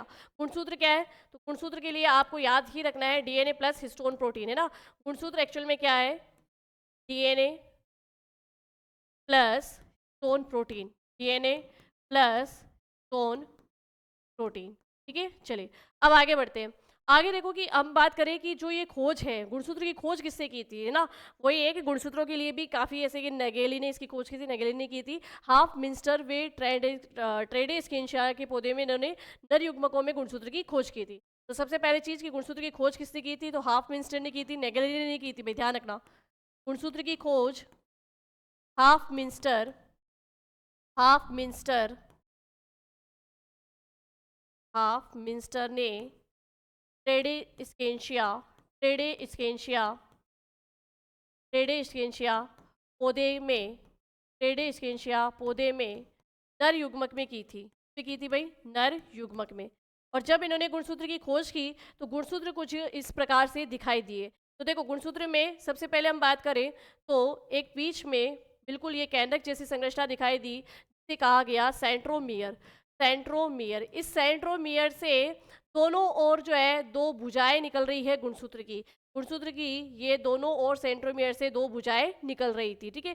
इन भुजाओं में एक धागेनुमा संरचना थी, बिल्कुल पतली धागेनुमा संरचना थी, जो कि क्या थी भाई, ये आपके थी एक, ये जो धागेनुमा संरचना थी, पतली बिल्कुल धागेनुमा संरचना, इसको कहा जाता है क्रोमेनी मेटा। क्या कहे जाते हैं? क्रोमोनी मेटा। ये पतली दुमा संरचना क्रोमोनी मेटा है, क्योंकि आपने देखा कि केंद्रक में जब कोशिका विभाजित नहीं हो रही होती है उस समय ये क्रोमोनी मेटा से ही क्या बनते हैं, जो क्या बोलते हैं, क्रोमेटिन तंतु बनते हैं ना, तो ये कहलाती है क्रोमोनी मेटा, ठीक है। तो प्रत्येक भुजा के अंदर ये पतली धागेनुमा संरचना होती है जिसे कहते हैं क्रोमोनी मेटा, ठीक है। अब इस गुणसूत्र के बाहर ये जो है पारदर्शी आवरण पाया जाता है जिसे कहते हैं पेलिकल। ये पारदर्शी आवरण जो पाया जाता है ना, इसको कहते हैं पेलिकल, ठीक है। तो गुणसूत्र पे ये पारदर्शी आवरण पेलिकल कहलाता है। पारदर्शी आवरण पेलिकल कहलाता है, ठीक है। चलिए अब एक चीज और कि ये जो गुणसूत्र की भुजा की ये जो परत है ये बहुत ही मोटी होती है, बहुत मोटी होती है, इस कारण इसको कहते हैं काइनेटोकोर। क्या कहते हैं? काइनेटोकोर, ठीक है। ये जो सेंट्रोमियर था, इस सेंट्रोमियर के पास में ही एक और यहाँ पर इसकी सेंट्रोमियर के बाहर की जो ये परत है इसको कहते हैं काइनेटोकोर कहा जाता है। क्या कहा जाता है भाई? काइनेटोकोर कहा जाता है। अब ध्यान रखना कि ये जो सेंट्रोमियर है, इस सेंट्रोमियर से जो ये गुणसूत्र की दो भुजाएं निकली हुई है इनको हम कहते हैं अर्ध गुणसूत्र। क्या कहते हैं? अर्ध गुणसूत्र। एक साइड की दो भुजाओं को हम क्या कह देंगे? अर्ध गुणसूत्र कह देंगे, यानी क्रोमोमेटिड्स कह देंगे, ठीक है ना, क्रोमोमेटिड्स कह सकते हैं। अर्ध गुणसूत्र या क्रोमोमेटिड्स, ठीक है। अर्ध गुणसूत्र या क्रोमोमेटिड्स, ये होती है गुणसूत्र, है ना। गुणसूत्र में केंद्र में बीच में एक बिंदु होता है जिसे सेंट्रोमियर कहते हैं। इस सेंट्रोमियर से ही गुणसूत्र की जो है भुजाएं जुड़ी रहती है। इन भुजाओं को, एक साइड की भुजाओं को अर्ध गुणसूत्र या क्रोमेटिमेटिड्स कहते हैं। इनके अंदर जो ये तंतुनुमा संरचना पाई जाती है इसको क्रोमेनिटी मेटा कहते हैं। ये क्रोमोनी मेटा ही जब प्रोफेज अवस्था शुरू होती है तो प्रोफेज अवस्था की स्टार्टिंग में ये क्रोमेटिन तंतु के रूप में दिखाई देता है और इन भुजाओं पर एक पारदर्शी आवरण पाया जाता है जिसे पेलिकल कहते हैं, ठीक है। चलिए अब बात करते हैं कि खोज तो इसकी किसने की थी? हाफ मिंस्टर ने की थी, लेकिन वॉल्डे ने इनको गुणसूत्र कहा था। तो गुणसूत्र शब्द या गुणसूत्र नाम वॉल्डेर ने दिया था। गुणसूत्र नाम वॉल्डेर नामक वैज्ञानिक ने दिया था। वॉल्डेर, गुणसूत्र नाम वॉल्डेर ने दिया था। अब देखो कई कई बुक्स में नेगेली भी लिखा हुआ है, जबकि नेगेली ने गुणसूत्र की खोज नहीं की थी। नेगेली ने गुणसूत्र की खोज नहीं की थी। अब सुनना, गुणसूत्र का सिद्धांत भी दिया गया था ना। गुणसूत्र का यानी कि लिंग निर्धारण के समय में, मतलब जैसे अगर बात करूं, गुणसूत्र का सिद्धांत दिया था। गुणसूत्र सिद्धांत, एक सेकेंड, है ना। देखो गुणसूत्र के दो सिद्धांत दिए गए। एक तो वो है गुणसूत्र जो लिंग निर्धारण का गुणसूत्र होगा कि मनुष्य के अंदर लिंग का निर्धारण कैसे होगा, होने वाली संतति, बच्चा जो है वो बॉय है या गर्ल है, ये निर्धारण करने वाला सिद्धांत जो है वो किससे दिया। और वंशागति का गुणसूत्रीय सिद्धांत कि भाई एक्चुअल में डीएनए ही वंशागति करते हैं और डीएनए और हिस्टोन प्रोटीन से मिलकर ही क्या बनते हैं? गुणसूत्र बनते हैं। तो गुणसूत्रों के द्वारा ही वंशागति होती है। तो वंशागति का गुणसूत्रीय सिद्धांत तो दिया था सटन वे बॉवेरी ने। किसे दिया था? सटन वे बॉवेरी ने, है ना। तो यहाँ लिख सकते हैं वंशागति का गुणसूत्रीय सिद्धांत, वंशागति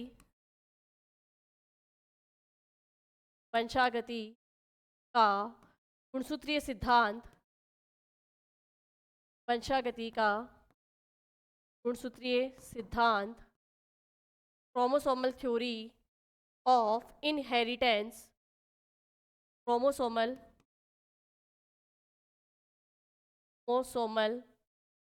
थ्योरी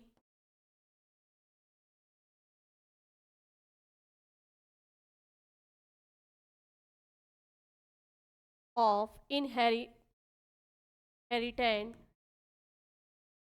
हेरिटेंस ये दी थी सटन वे बॉवेरी ने। किससे दिया था भाई? ये सिद्धांत तो दिया था सटन वे बॉवेरी ने। अगर सटन का पूरा नाम पूछे तो वॉल्टर सटन, और वॉवेरी का पूरा नाम पूछे तो वॉवेरी का पूरा नाम है वियोडोर वॉवेरी। ठीक है, तो वॉल्टर सटन वे वियोडोर वॉवेरी, इन दोनों ने मिलकर गुणसूत्र का वंशागति का सिद्धांत दिया था। ठीक है, चलो एक सिद्धांत हो गया वंशागति का कि भाई माता पिता के लक्षण जो है बच्चों में जाते हैं, तो वो वाला सिद्धांत वंशागति का सिद्धांत तो किससे दिया था? सटनवे बॉवेरी ने। लेकिन हम बात करें कि एक और सिद्धांत है गुणसूत्र का, लिंग निर्धारण का गुणसूत्रीय सिद्धांत, यानी chromosomal theory of sex determination. तो नेक्स्ट बात करते हैं लिंग निर्धारण का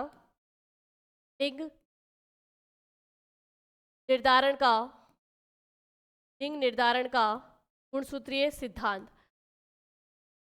लिंग निर्धारण का गुणसूत्रीय सिद्धांत, भाई ये लिंग निर्धारण का जो गुणसूत्रीय सिद्धांत है ये क्या कहता है कि माता से भी जो है कुछ गुणसूत्र आते हैं और पिता से भी कुछ गुणसूत्र आते हैं, तो मतलब कैसे डिसाइड होता है कि होने वाला जो बच्चा है वो क्या होगा, बेबी बॉय होगा या बेबी गर्ल, उसके लिए कि भाई कौन निर्धारित करता है। तो देखो मनुष्य में इसका निर्धारण अलग होता है, मनुष्य में इसका निर्धारण नर करता है, जबकि मैं बात करूं पक्षी या सरीसृपों में, तो पक्षी या सरीसृपों में ये काम जो है मादा के द्वारा निर्धारित किया जाता है। वो कैसे होगा वो अभी देखेंगे। तो सबसे पहले हम लिख लेते हैं क्रोमोसोमल।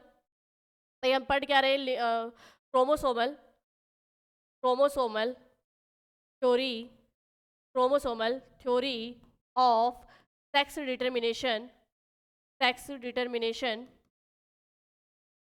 ठीक है, चलिए अब देखो सपोज करना, जैसे कि अगर मैं बात करूं मानव के अंदर, है ना, मानव के अंदर हम बात करें तो मानव के अंदर नर जो होता है, मानव में नर जो होता है वो होता है विषम युग्मजी। क्या होता है? मानव में नर होता है विषम युग्मजी, क्योंकि उसके पास जो युग्मक आएंगे वो दो रूप से आ सकते हैं, मतलब अलग अलग है ना, यहाँ इसके पास x और y होता है ना, तो कभी ये x युग्मक दे सकता है, कभी ये y युग्मक दे सकता है ना, तो इसके पास में दो अलग अलग युग्मक होने के कारण ये तो हो गया विषम युग्मजी। ठीक है, और अगर मैं बात करूं मानव के अंदर मादा की, तो मादा क्या होती है? समयुग्मजी होती है, मादा होती है समयुग्मजी, है ना, यानी कि मादा को कभी भी जैसे उसके पास दो जो युग्मक होते हैं वो दोनों ही क्या है? एक्स एक्स है, तो वो कभी भी किसी टाइम किसी भी एक्स को दे, उससे तो एक ही प्रकार का युग्मक आना है, जबकि नर से अलग अलग प्रकार के युग्मक आ सकते हैं ना। तो मानव के अंदर बात करें कि मानव के अंदर लिंग निर्धारण किसके कारण होगा? नर से आए हुए युग्मक के द्वारा जो है मानव के अंदर जो है लिंग का निर्धारण होता है। ठीक है, यानी विषम युग्मजी हेट्रोगैमेट्स जिसको बोलते हैं ना,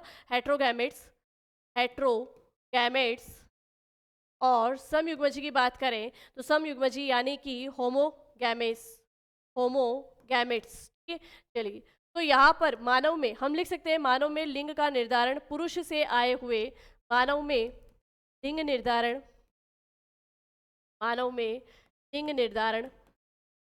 नर से आए हुए युग्मक के द्वारा होता है। ठीक है, चलिए कैसे? जैसे अभी हम बात करें कि मान लो सपोजली नर में एक्स वाई होते हैं, मादा में एक्स एक्स होते हैं। अगर नर से एक्स आ गया और मादा से एक्स आ गया तो होने वाली संतान लड़की होगी। नर से एक्स आया, मादा से भी एक्स आया, तो फिर होने वाली संतान लड़की होगी। लेकिन नर से वाई आ गया और मादा से एक्स आ गया तो होने वाली संतान लड़का होगा। नर से वाई और मादा से एक्स हो गया तो होने वाला संतान क्या होगा? लड़का। यानी नर के द्वारा जो युग्मक भेजे जा रहे हैं उसी पे डिपेंड कर रहा है कि लड़का होगा या लड़की। लेकिन अब इसके अपोजिट में बात करूं, पक्षी या सरीसृपों में हम बात करें, किसमें भाई? पक्षी या सरीसृप। पक्षी यानी एविस वर्ग वाले जो भी जीव है, एविस वाले, और सरीसृप की हम बात करें तो सरीसृप यानी रेप्टेलिया। सरीसृप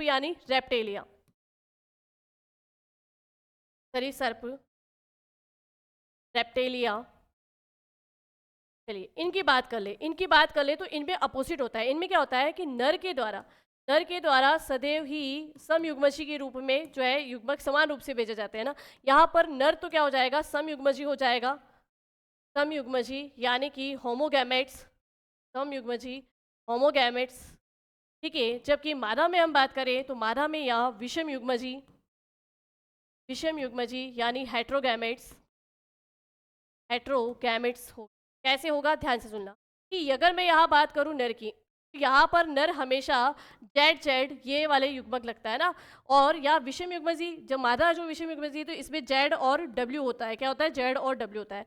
तो यहाँ पर देखो कि पक्षी या सरीसृप में क्या होगा कि नर तो हमेशा एक ही प्रकार के गैमेट्स दे सकता है, एक ही प्रकार का युग्मक दे सकता है, या वो या तो ये जेड दे सकता है या ये जेड दे सकता है ना, ठीक है। लेकिन इधर मादा जो है, मादा लिंग का निर्धारण डिसाइड करेगी, या तो ये एक बार में जेड देगी या ये फिर डब्ल्यू देगी। यानी सपोज करना कि नर के इन जेड जेड युग्मकों में से अगर मान लो नर से जेड आ गया और मादा के इनमें से अगर जेड आ गया, तो होने वाला संतान लड़की होगी। पक्षी और हम सरीसृप में बात कर रहे हैं।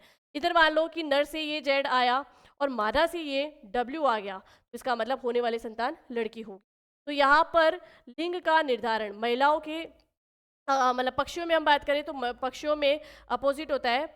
पक्षियों में लिंग का निर्धारण कौन कर रहा है, पक्षियों या सरीसृपों में लिंग का निर्धारण मादा करती है, यानी मादा यहाँ पे विषम युग्मजी होती है। तो यहाँ पर ये जो लिंग निर्धारण का गुणसूत्रीय सिद्धांत है, ये दिया था मैकलंग ने। किसने दिया था, मैकलंग ने। ये लिख लेते हैं हमने ना, लिंग गुणसूत्र का सिद्धांत ये दिया था मैकलंग ने।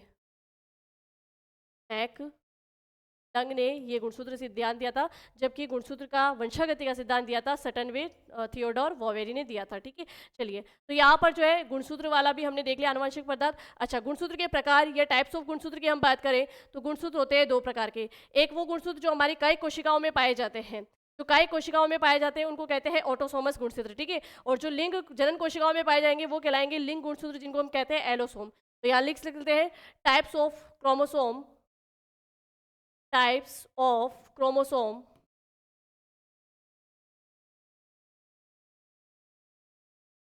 टाइप्स ऑफ क्रोमोसोम्स, ठीक है। गुणसूत्र के प्रकार, गुणसूत्र के प्रकार। तो यहाँ पर दो प्रकार के, एक वो गुणसूत्र जो हमारी कायिक कोशिकाओं में पाए जाते हैं और एक वो गुणसूत्र जो जनन कोशिकाओं में पाए जाते हैं। तो जो कायिक कोशिकाओं में पाए जाते हैं उनको कहते हैं कायिक गुणसूत्र। कायिक गुणसूत्र, इनको ऑटोसोम गुणसूत्र भी कह सकते हैं, इनको सोमेटिक क्रोमोसोम भी कह सकते हैं। ऑटोसोम, ऑटोसोम्स, या इनको सोमेटिक क्रोमोसोम होम्स कहते हैं, ठीक है। और यहाँ लिख सकते हैं कहाँ पाया जाता है, कायिक कोशिकाओं में। कायिक कोशिकाओं में, कायिक कोशिकाओं में पाए जाने वाले गुणसूत्र कायिक गुणसूत्र, या उधर बात करें तो इनको कहते हैं लिंग गुणसूत्र, लिंग गुणसूत्र, ठीक है। इनको लिंग गुणसूत्र भी कह सकते हैं, और इन्हीं को, एक सेकेंड, इनको हम दैहिक गुणसूत्र भी कहते हैं। इनको कायिक गुणसूत्र को दैहिक गुणसूत्र भी कहा जा सकता है। चलिए, लिंग गुणसूत्र की बात करें, यानी कि इनको कहते हैं एलोसोम, को कहते हैं एलोसोम, एलोसोम गुणसूत्र, ठीक है। चलिए, एलोसोम क्रोमोसोम ये कहाँ पाए जाएंगे, जनन कोशिकाओं, जनन कोशिकाओं पाए जाते हैं।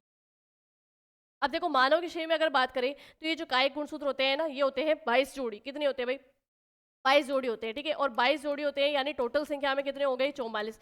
ये नर में मादा में समान होते हैं, नर प्लस मादा में ये समान होते हैं। और एक जोड़ी यानी जो 23वीं जोड़ी होती है ना, 23वीं लिख रही हूँ मैं यहाँ पे, ध्यान रखना, 23 नहीं, 23वीं जोड़ी यानी एक जोड़ी गुणसूत्र होते हैं, लिंग गुणसूत्र, है ना। और ये अलग अलग होते हैं। नर में अगर हम बात करें तो नर में ये होते हैं XY, जबकि मादा में हम बात करें तो ये होते हैं XX, ठीक है। चलिए, तो ये हमने टाइप्स ऑफ क्रोमोसोम यानी गुणसूत्र के प्रकार भी देख लिए। और अगर मैं बात करूं तो फाइनली आज हमारा आनुवंशिकी टॉपिक जो है वो कंप्लीट हो चुका है। पूरी जेनेटिक्स हमने पढ़ ली और सारे हमने आनुवंशिक पदार्थ पढ़ दिए, लाइक DNA, RNA, न्यूक्लिक अम्ल पढ़ लिए और गुणसूत्र के बारे में पढ़ लिए। तो चलिए, यहाँ पर हमारा ये टॉपिक खत्म हुआ और अगली क्लास में हम मिलेंगे नए टॉपिक के साथ में।